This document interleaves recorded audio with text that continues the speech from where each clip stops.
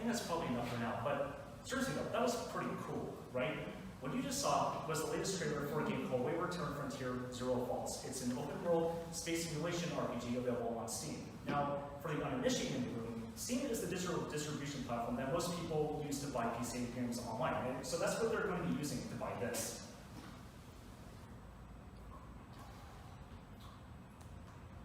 There we go. This is a game that has a lot going for it. It has layers of depth and complexity, flashes of true brilliance, and a team of smart, creative, funny, and incredibly talented people behind it. And most of all, it's just fun to play.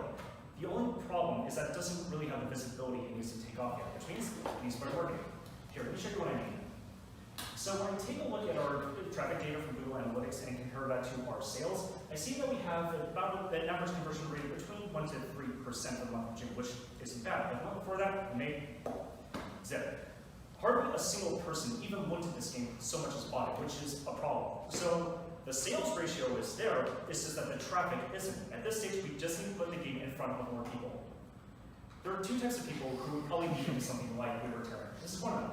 Meet George. George is your prototypical netgear urban caveman. He likes to play a lot of PC exclusive games like EVE Online, World of Warcraft, Diablo, StarCraft, Space Engineers. He's a technophile, comic book geek, grew up watching Tsunami Adult Swim. You're pretty typical nerd. George, can you summarize with the following phrase? Yeah. You know, I really don't want to have to say this out loud, but I think you get what I'm going for here. Moving right along. This is the second kind of person who might be in this. This is Dan. Dan is similar to George in a lot of ways, but he differs in a few key areas. For one thing, Dan likes to hear about the games that he likes to play from a trusted network of influencers, YouTubers, Twitch streamers, people with dedicated gaming channels online. He also likes to see games that offer something new, whether it's a twist on a tried and true gameplay mechanic or a subversion of a popular genre trope. Dan can be summarized with the following phrase: games are art. But remember what I said about influencers, by the way, because we're going to be coming back to that. Facebook Audience Insights tells us that Dan and George are otherwise pretty similar. They're both single, between the ages of 18 and 34, tend to be college educated, and work in fields like sales and IT. Now, the way we're going to sell Wayward Turn is with a three-pronged attack. Stage 1, social media advertising. Stage 2, influencer outreach. Stage 3, SEO changes to the website. Let's talk about the first one for now, social media ads. So what we did is we launched a round of Facebook ads during the Intergalactic Steam Summer Sales Event. It's one of two big sales events they have during the year. Our objective here was threefold. 1, determine the viability of Facebook advertising as a way to market Wayward Turn. 2, narrow down the game's core audience, the indie crowd or the PC crowd, Games Over Dan or PC Master Race Forge. And 3, set benchmark metrics for social media advertising. So what I did is I went to Facebook and I said, okay, Facebook, check this out. Here's what I want you to do. I want you to take every gamer in the United States and separate them into two groups of people, indie gamers and PC gamers. I want you to show them each 8 different ads over the course of 2 weeks of a $40 project. This one over here is my favorite, by the way. It has the version of the trailer we saw, the call to action beginning. You might go to body text, fly to the void, try not to die, dive all along. I think it summarizes the game pretty nicely. You click on the ad to see the landing page. Let's check out the landing page for a second here, actually. Beautiful, right? Okay, show of hands. How many of you feel like clicking on the big, shiny red button that says buy on Steam? Awesome. Oh, that's what I was hoping you'd say. Moving right along. So user flow looks a little something like this. Let's say George is taking a 15-minute coffee break from his IT job. He scrolls through his Facebook feed, sees the ad, decides to click on it. If he does, it takes him to one of two landing pages. The one you just saw, and then a slightly different version with some cool light boxes that show you the shipping materials. You know, gives you a little more information. Landing pages take you over to Steam, where Dan or George could either add the game to the cart and buy it, or add it to their wish list and buy it later. Either that, or you see the ad, takes this name, add to cart, add a wish list, buy it. It's not perfect, though. You see this little squiggly line right here? That's the point where we're no longer going to be able to see what Dan and George do. Reason for this is because Steam operates like its own browser, so it only integrates with Google Analytics up to a point, which is unfortunate, but it should at least give us a big picture overview of what's going on. So let's see how it turned out. Oh, first weekend of the sale alone, we more than doubled our average conversion rate. And we also made back on sales of the game what we were planning to spend on Facebook ads for the whole 2 weeks, which I think is pretty cool. So conversion rate aside, by pretty much every other metric I can think of, I would consider the ads campaign a success. But click-through rate remained high, CPC remained low, which is where we want. We're able to narrow down the audience, though. They both perform pretty similarly throughout the 2 weeks. So that's as far as top of funnel targeting is concerned. Let's see what happens when we take a step further. So what we did next is we put a Facebook pixel into the landing pages, directed all the traffic through that, and told Facebook, okay, you see the people who are so into this game that they go through 2 whole button clicks to get to it? Yeah, find more people like that. What I think is interesting here is that out of the 2 buyer persona groups, only the people in the indie crowd went far enough down the sales funnel that they triggered a pixel. And I think that's worth noting. So some initial recommendations I might make based on how the campaign went. I'd like to see what happens during, if we launch ads during a non-sales event, so we can really see what kind of effect we're having. I'd also like to look at an indie Europe and Russia where the game has also been popular. Given the results of the conversion campaign, it might be an indication that it's the indie crowd we're going to end up focusing on the long run. That's as far as social media ads is concerned. Let's talk about outreach for a second. Remember those influencers that I told you that Dan I see her from? You know what? I think we should try to find those people online, get them to talk to us, play the game, and hopefully say nice things about it. I think that would be a pretty good thing to do, don't you? So, yeah, that's what we're kind of in the middle of right now. We're reaching out to a list of 50 YouTubers with copies of the game, or measuring their response rate, the rate at which they reply to us, and whether they activate the copies of the game that we give them. This is a typical cross-section of the kinds of people we want to be talking to. I'm most excited about pushing up poses whose work I've been familiar with for a while. By the way. Anyhow, so we're going to be reaching out to people with anywhere between 10,000 and 600,000 subscribers. Any lower than that, and they will be worth our time.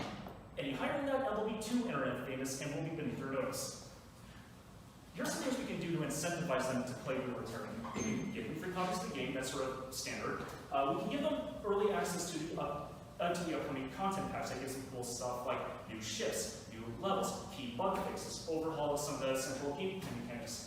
Also, we might want to broadcast their content on our social media channels and tell our following, such as it is, to go subscribe to them.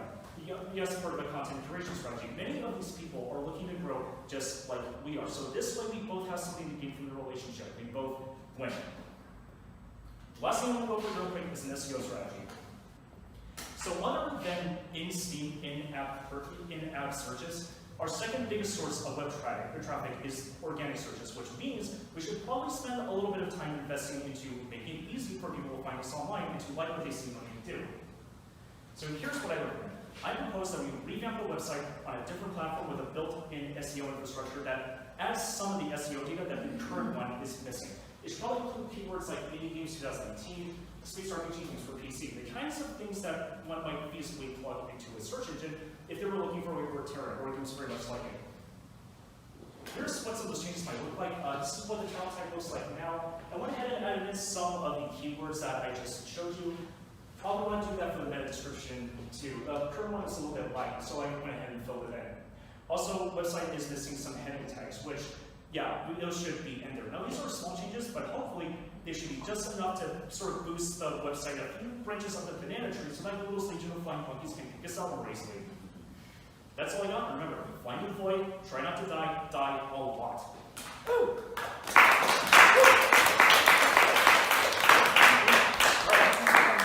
Questions, concerns?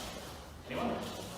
That's awesome. Yeah. Probably one of the best presentations I've seen in like a really long time. Seriously? That was gone, not quite. Great energy. Praise is much appreciated. Thank you. Anyone else? Yeah, I mean, having seen this on Sunday, Under 10 minutes. yeah, in under 10 minutes, dang. Yeah, And then seeing something it, else, something I've been working on. Thank you. Yeah. I probably need to hear that. yeah, no, I Was it think, much longer on Sunday? Yeah, it was First not that much. They had a lot but more I think we ingredients. I incorporated included the company bio, like the minutiae about the deal. Yeah. It's a whole bunch of stuff that didn't need to be in there. I could So- tell in the project name when it said trim. Yeah. Yeah, there's a lot of stuff that I could talk about that you probably don't need to know. So hopefully that should sort of give you an idea of what I've done and what I'm continuing to work on. Yeah, no, I think you incorporated the feedback very, very well, and trimmed the stuff that wasn't relevant to telling the story of the marketing. And so I think that you did a really great job. And I also really now am kind of thinking about this flying the void, try not to die a lot as a bit of a metaphor for like optimizing marketing strategies. Like you're trying to be successful, but you're gonna learn things aren't gonna be successful. You're gonna keep I know what you mean. Like a lot of stuff is sort of like shots in the dark. As Cody remarked to me during one of our one-on-one sessions, we don't really have access to some of the data that some of the big like tech players have, like Twitter. So there's only so much we can find out, and some of it is going to be shots in the dark for sure. So I feel like I did the best I could with what information I was given. Are you going to be continuing to work with them? We're in the middle of outreach right now. I just sent out like something like 50 emails to different YouTube people on the internet. Got one response. He said he was cool and that he'd check it out. So we'll see what he says. Still waiting on the others though. So you're talking about your influencer outreach? Yes, yeah, that's right. That's what I mean by influencer outreach. You know, finding people who play games online and get them to play so that more people see it. Are you putting them on like a drip campaign, or are you just doing them one? Are you kind of treating them like What I did was I made a summon generic template that I based all of our emails off of. And I kind of based my emails off of that. For some of the higher reach influencers like Pushing Up Roses, who I mentioned briefly, I tried to tailor it a little bit more to mention that I'm a fan of their work, that I appreciate what they do, that I see they play games similar to ours, and maybe they might like ours. Something like that. Does that make sense? I would say that if you don't hear back from these guys, you should try